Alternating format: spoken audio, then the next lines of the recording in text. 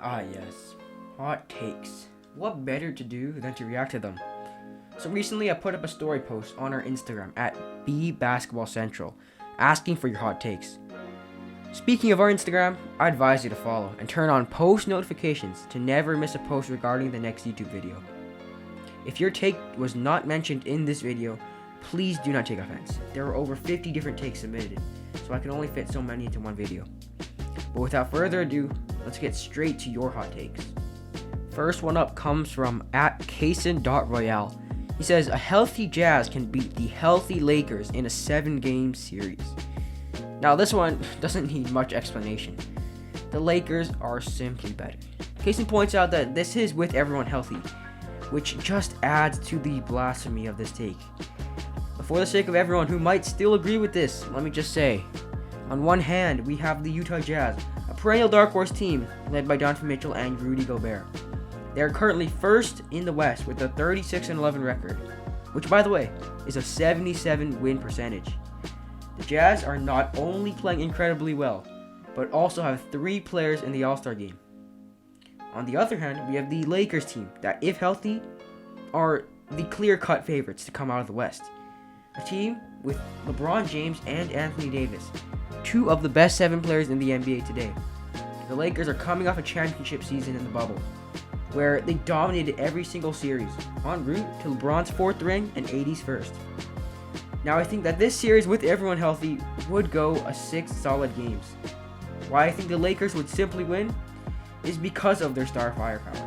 A team with a top 2 player of all time and another top 7 player in the league right now is simply going to outmatch another team with maybe a top 15 to 20 player in Donovan Mitchell or Rudy Gobert.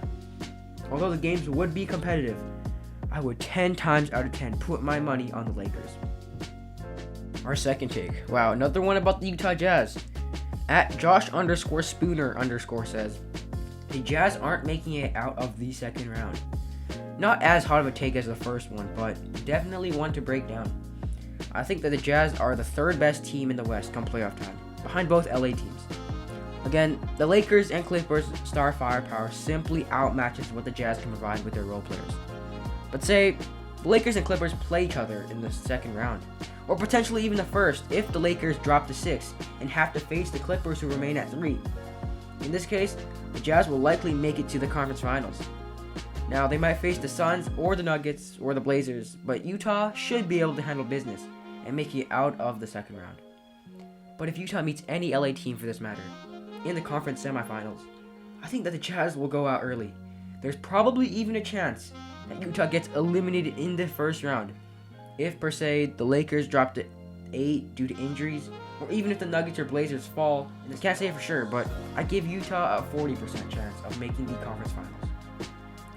Now the next one up is more of a vintage take. @Zamor.Andrew says, Dirk had the best playoff run of all time. For this take, I'm going to assume Zamor is talking about Dirk's performances individually. To give some context before why I explain this take is true, the year we are talking about is 2011. The summer before, LeBron James and Chris Bosh had just joined the Miami Heat, forming an unstoppable team and starting the era that we now live in, the era of super teams. Now the Mavericks were tied for second in the West, but by no means were they the favorites. The Spurs were at the peak of their dominance, while Kobe and the Lakers were on a mission to three-peat as champions. Quite frankly, no one, absolutely no one expected this historical Mavericks run. I mean, some folks even questioned if the Mavs would get out of the first round versus a Brandon Roy-led Blazers team. If they had won that, they would then have to face the reigning champs, the Los Angeles Lakers, a team with still a top 3 player in the NBA in Kobe Bryant. Then they would have to face potentially the Spurs, and then the Heat in the next 2 rounds.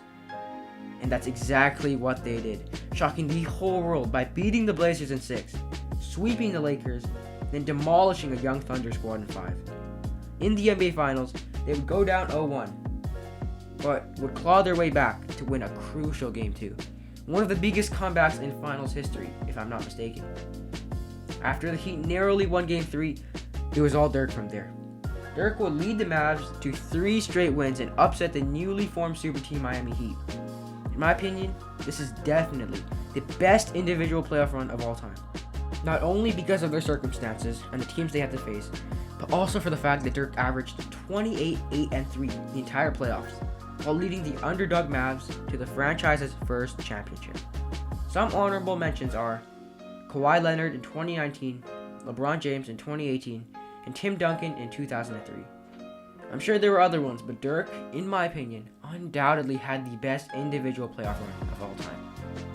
Fourth hot take comes from @MidRangeBandit, who writes in, Rajon Rondo has a top 5 basketball IQ of all time. Now this is a very subjective take, because there's no solid definition for basketball IQ. Rondo had an incredible ability to pass and play make. It feels like he had eyes on the back of his head. Rondo has been a 10 assist threat throughout his career, and recently showed in the finals why his basketball IQ is so valuable. Some players that I can name that have a better basketball IQ than him are LeBron James, Magic Johnson, and Nikola Jokic, and arguably Steve Nash and John Stockton as well. I would say that he's slightly behind all of these players, but top 5 is a very valid take. The next one comes in from @Perez.Flake. I hope I'm pronouncing that right. He says Giannis will win the 2020-2021 MVP. A very bold take, to say the least. Before I claim that this will not happen, I want to give Giannis the praise and respect that he rightfully deserves. He's putting up 28, 11, and 6 with good efficiency on the third-seeded Bucks with a 31-17 record. Now, is that MVP worthy? Pretty much. Giannis is doing what he's been doing the past 2 years, and his team is in a good position in the standings.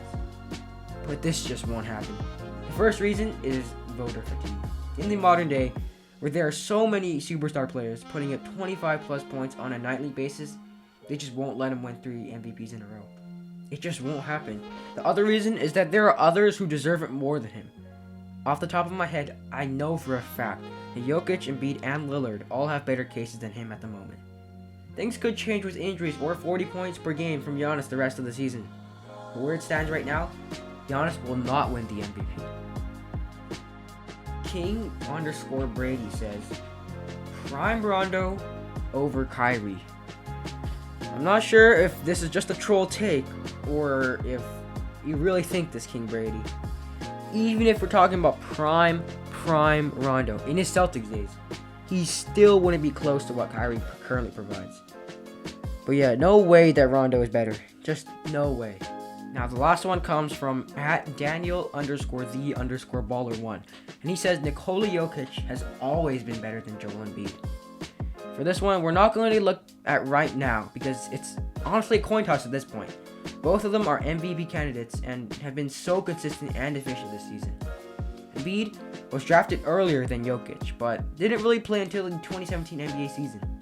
The argument ends here because that year, despite Embiid only playing 31 games, he almost won Rookie of the Year. For the season, Joel Embiid put up an efficient 20 and 8 and was undoubtedly better than Nikola Jokic that year. Although Jokic could be argued to be better than Embiid any other year, this 2017 season held back this hot take from being true. Nonetheless, both Jokic and Embiid have been playing at MVP levels this season, and this debate of who is better will stay around as long as they're in the NBA. But that does it. Reacting to your NBA hot takes. Make sure to follow us on Instagram @BBasketballCentral to have a chance to be featured in one of our next videos.